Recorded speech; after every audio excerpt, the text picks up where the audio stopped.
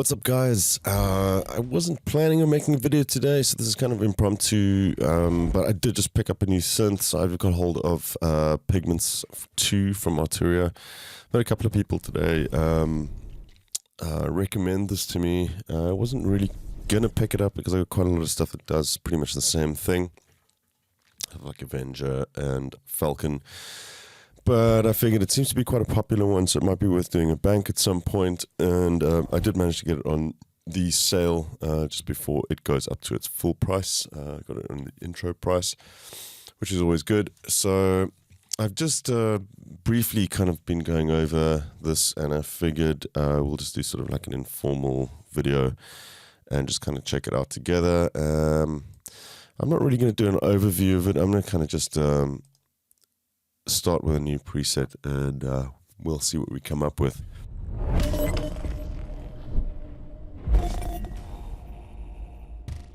So I want to kind of do a pad sound. I'm going to try and use the wavetable, not the wavetable, the sample playback, which is new.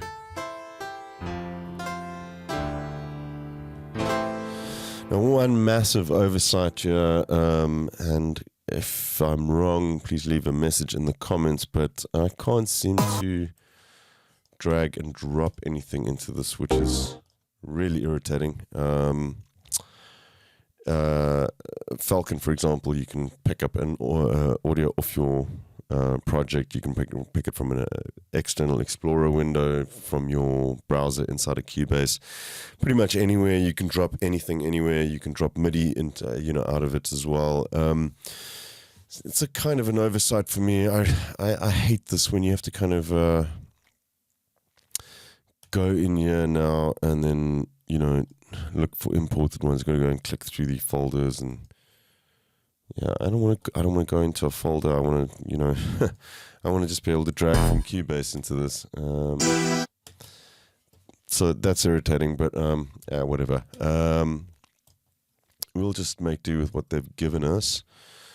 I'm going to play around with the grains just to kind of give us a top layer for this pad that we're going to work on.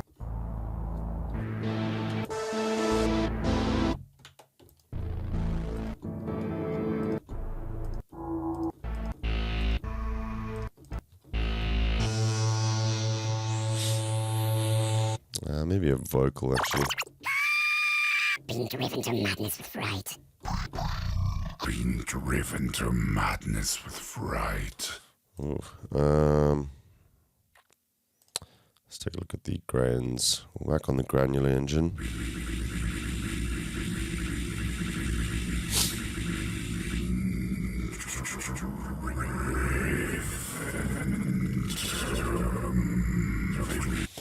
Cool. We're gonna just kind of wing it from here. We'll see what happens. I'm gonna add some modulation onto that start point, and then we can play around with the sound from there. I want this to go really slowly. I want to stick this onto unipolar, so we can just modulate from 0 all the way up to the other side. Two ways you can do modulations. You can just click here, or click the one that you want to modulate with, and then go and just drag it up. I do find this a little bit confusing, because if you don't close this down and you start playing with other knobs, it just adds more modulation destinations into this. So I kind of prefer to just do that and then add the LFO in. So we'll see, it's going to go right through our start point. And that's LFO 1. It's strange I can't do any slower than that.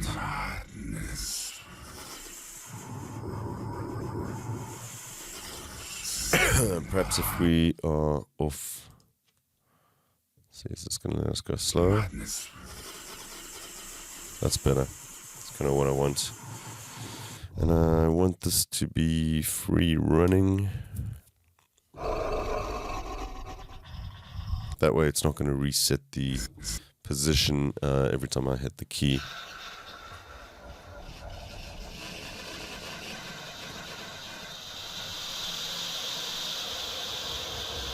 Turn up the density.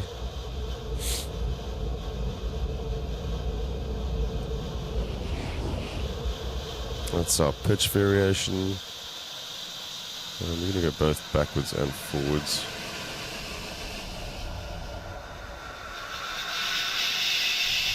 Density variation as well.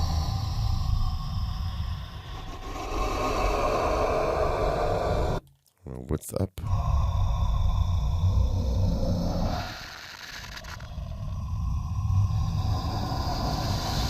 We'll vary the size as well. So that limits the amount of grains by the looks of things.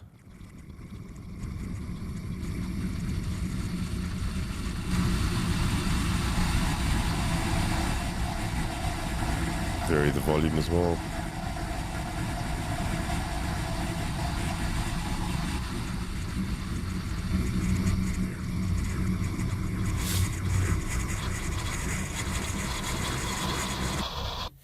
Okay, we're going to run this into filter 1. We'll just leave that in multi-mode for now. I'm going to high pass this.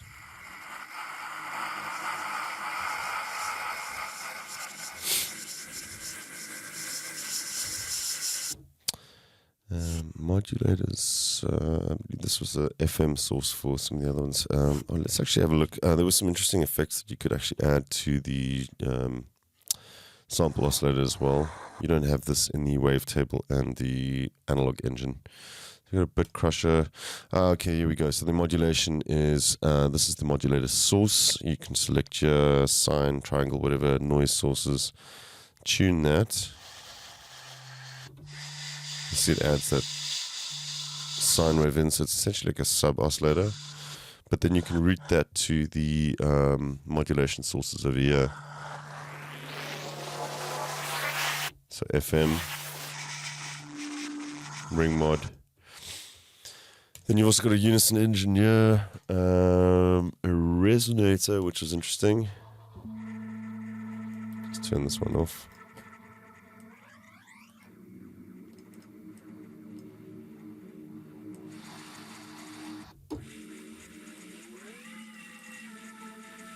So that'd be your harmonics. Obviously, that would be sort of atonal.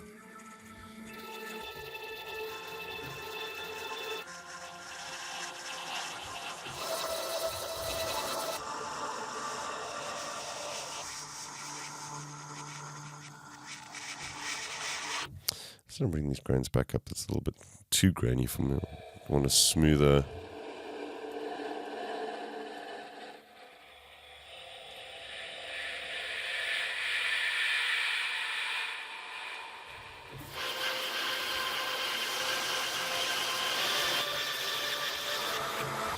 Cool. So we're going to use that so just like a texture on top of this pad. I'm going to bring in a analog first. Let's just see what happens with this. I don't want to high pass this one. We're going to route that straight through to filter 2, and I want to make sure that our filters are in serial. So we're going to run the high pass noise into the filter 2 and the synth engine directly into filter 2 as well. Let's turn that one on. We'll maybe go with the... It's nice that they've actually included the SEM matrix and mini algorithms here as well. You've also got a comb filter, phasor formant. The surgeon is really nice and a really nice sounding, especially for bass sounds. It's super, super steep filter because you've got a nice tone as well. We'll stick with the mini for now. We're going to stick on a unison. We're going to go with super saw.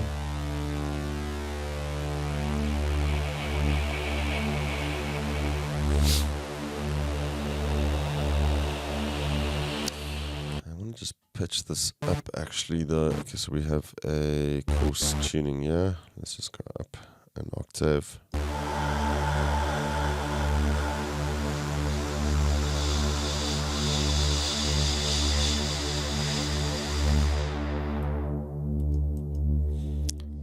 You can let some of that noise through because you can actually fade between parallel and serial modes. We'll let some of the top end come through. And add in a second saw.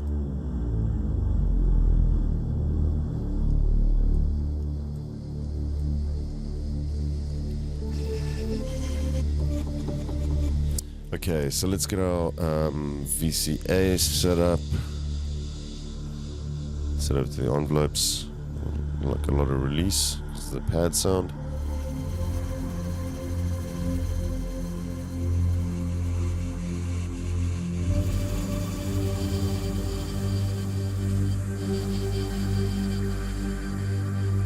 Change the curve slightly there.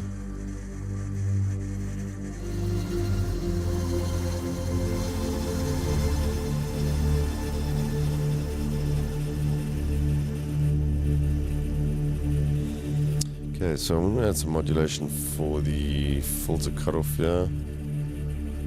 We'll do that with envelope 2.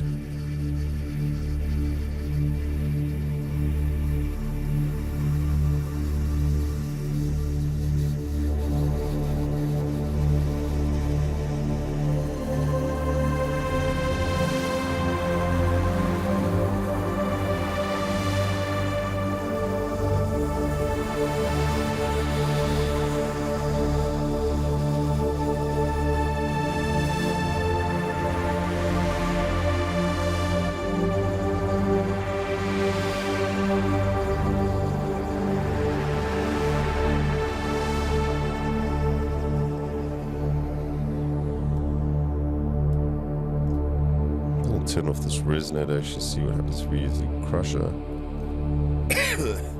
with it pitched down.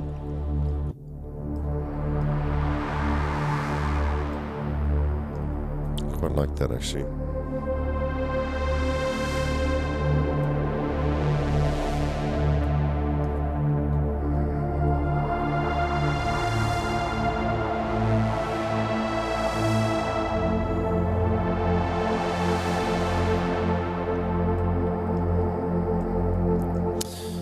Cool.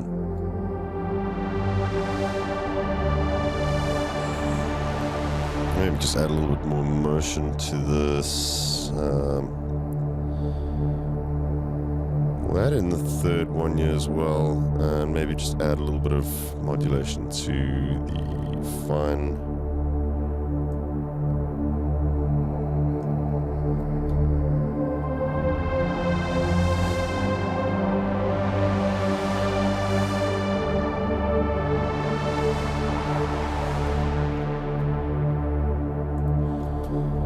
This is our mod envelope modulation oscillator again.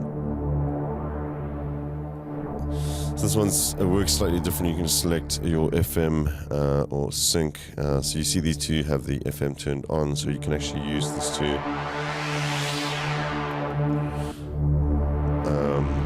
frequency modulate those. I'm actually going to use our envelope 2 as well. Let's grab the FM amount and we'll link that to the filter envelope.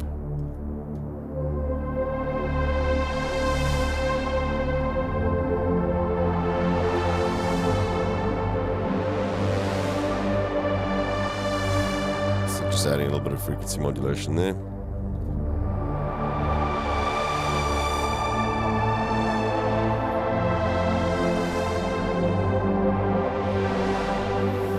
Cool. Let's jump into the effects quickly as well and see what we've got on offer here. You got 2 insert buses, which can be in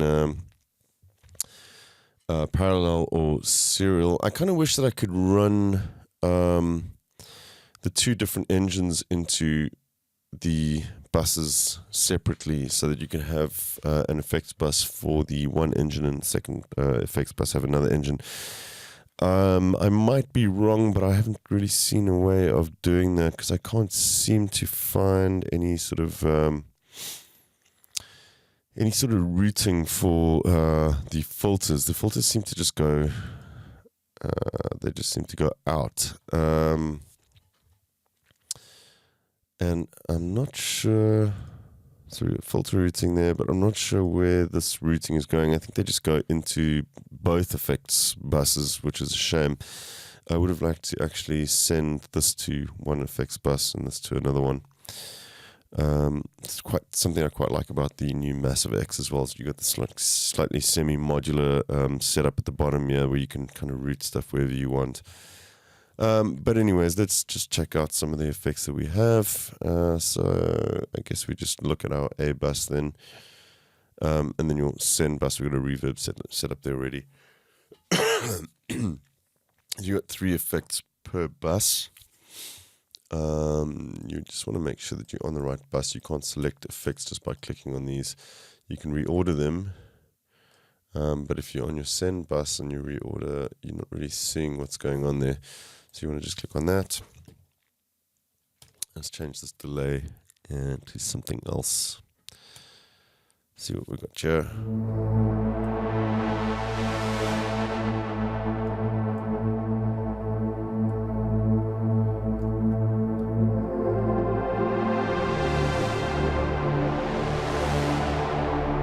A little bit of subtle panning is nice.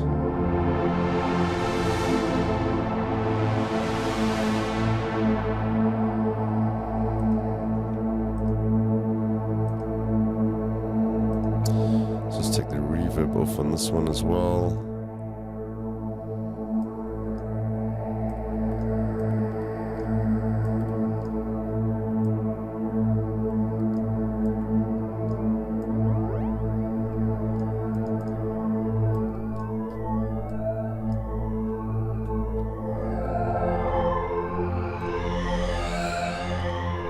Phaser.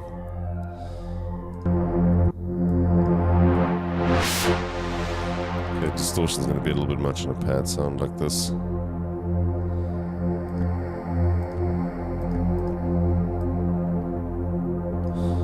don't think we're going to need much chorusing on a pad either.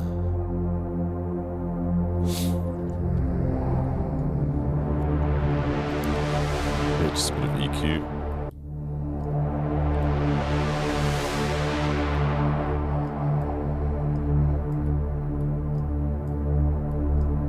And then let's route the reverb through.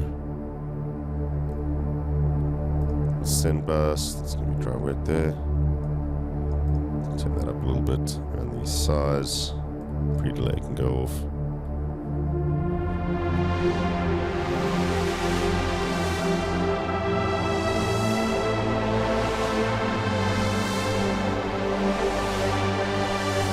It's going to slow down the sync rate for the auto pan.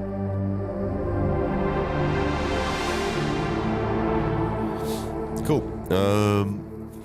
We'll call it quits on that pad. And just save this preset out. We'll call this, I don't know, spacey pad. I'll come back to these. I might actually end up doing a bank for this. We'll see how this goes, how I get along with the synth. But yeah, I want to still finish up work on a few other ones. I've got a Diva bank that I need to finish up and some sample packs as well. Yeah, let's call it quits for the video there. We'll come back to this again at some point, but no, it's just nice to have a look through this. Obviously, a lot more that we can cover here at some point. Maybe I'll do a full walkthrough of the synth. We'll see how things go.